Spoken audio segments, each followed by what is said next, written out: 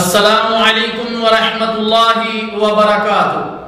الحمدللہ وکفا والصلاة والسلام علی عبادہ الذین اصطفیٰ، اما بعد، اللہم صلی علی محمد وعلی آل محمد۔ سامعین کرام، آج سے ہم دروس رمضانیہ یعنی رمضان المبارک کے دروس کا سلسلہ شروع کر رہے ہیں۔ اللہ تعالیٰ جل شانہ سے دعا ہے کہ اللہ تعالیٰ ان دروس کو ہم سب کے لیے نافع اور باعث اجر بنائے۔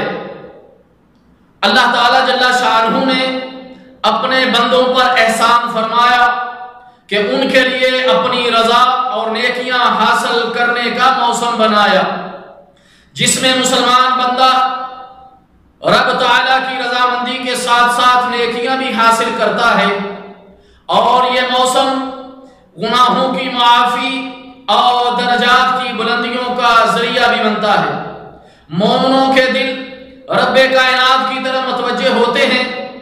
جو مومن اس موسم سے فائدہ اٹھا کر اپنے نفس کو پاک کرتا ہے وہ کامیابیوں سے ہمکنار ہو جاتا ہے، اور جو اسے ضائع کرتا ہے وہ ناکام و نامراد ہو جاتا ہے۔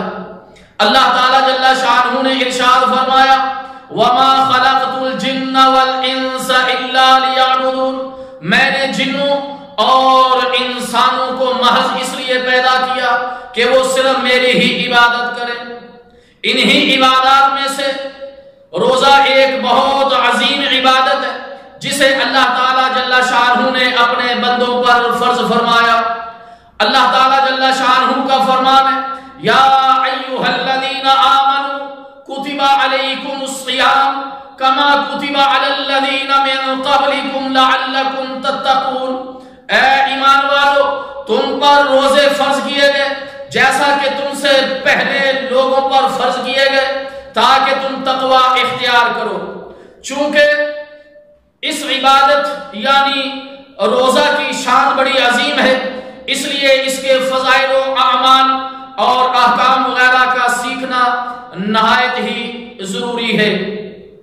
ہم انشاءاللہ تعالی اگلے دروس کے اندر رمضان مبارک کے احکام و مسائل اور فضائل انشاءاللہ تعالی آپ حضرات کے سامنے بیان کرتے رہیں گے۔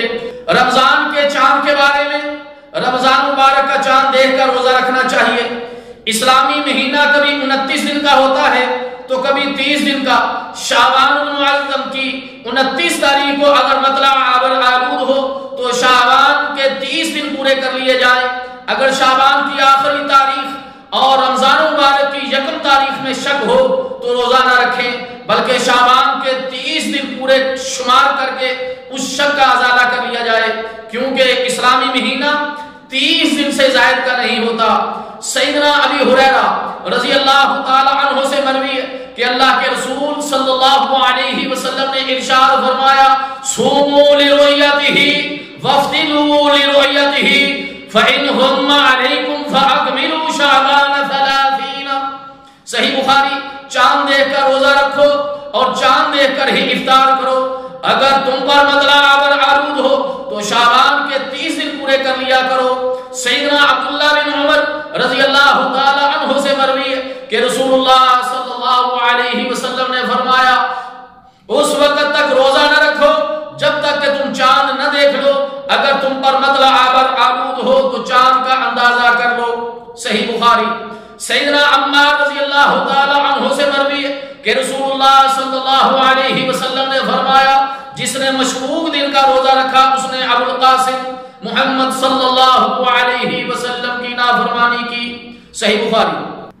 رمضان کے چاند کے گواہ رؤیت ہلال کے ثبوت کے لیے 2 عادل مسلمانوں کی گواہی ہونی چاہیے۔ رسول اللہ صلی اللہ علیہ وسلم نے فرمایا، چاند دیکھ کر روزہ رکھو اور اسے دیکھ کر ہی افطار کرو، اور اسی کی بنا پر قربانی کرو۔ اگر تم پر مطلع آلود ہو تو 30 دن مکمل کرو، اگر 2 گواہ گواہی دے دیں تو روزہ رکھو اور افطار کرو۔ سنن نسائی۔ اور اگر 2 عادل مسلمان نہ ہو تو 1 مسلمان کی گواہی ملے تو بھی وہ کفایت کرتی ہے۔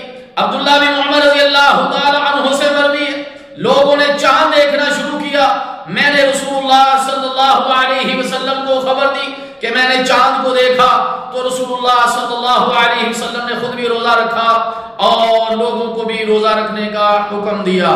سنن ابی داؤد۔ چاند دیکھنے کی دعا، چاند دیکھنے کے لیے دعا بھی یاد کر لینی چاہیے، اور یہ دعا ہر نئے چاند کو دیکھ کر پڑھنی چاہیے۔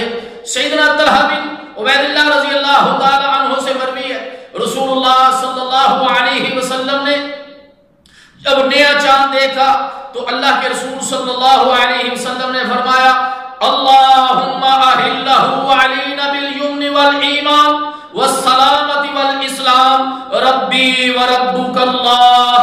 سنن ترمذی، اے اللہ یہ چاند ہم پر امن و ایمان اور سلامتی و اسلام کے ساتھ نکال، اے چاند میرا اور تیرا رب اللہ ہے۔